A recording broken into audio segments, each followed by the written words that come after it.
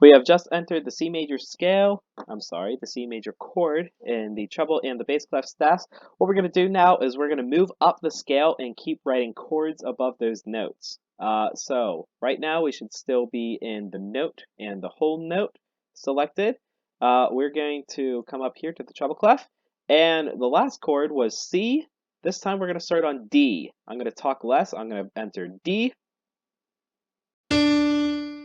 I'm going to skip up to the next space, which is F, and A. That's our D minor chord. We have C major, D minor. Don't worry about why that is what it is. Just know that it's C major, D minor. Let's do the same thing in the bass clef. We select the bass clef, enter D on this middle line. Next line up is F. Next line up is A. All right, at this point, it's added another measure on the next line. Let's scroll down. At this point, I don't care if you're going to stick with me going back and forth between treble and bass clef, or if you just want to do all bass clef. What we're going to keep doing is just stack these notes like this, going three in spaces, then three on lines. Just keep going up and up. I'm going to do this as quickly as I can. E, G, B. You know what I'm going to say on the treble clef? Next, we're going to do spaces starting with F, A, C. Next up is lines again, starting on G,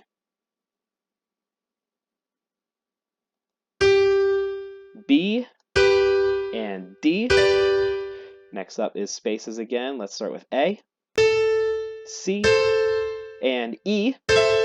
Scroll down again. Let's go on lines starting with B, D, and F.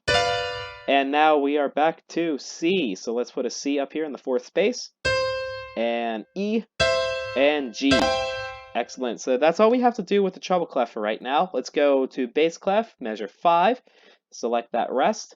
At this point, we have to do our E chord. So we're on spaces now. The third space up is E, G, and B. Stack lines starting with F, A, and C. Stack spaces starting with G, B, and D. Stack lines with A, C, and E.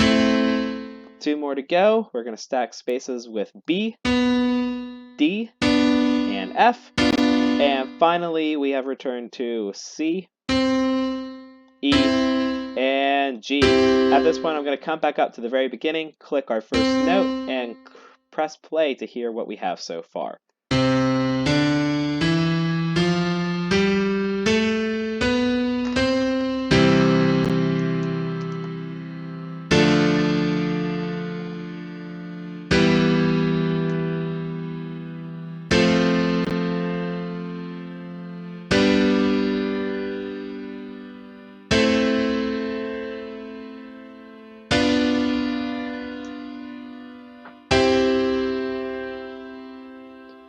That's all the music we're going to write so far today. At this point, I'm going to stop recording. We're going to come back and use our annotations to mark these chords.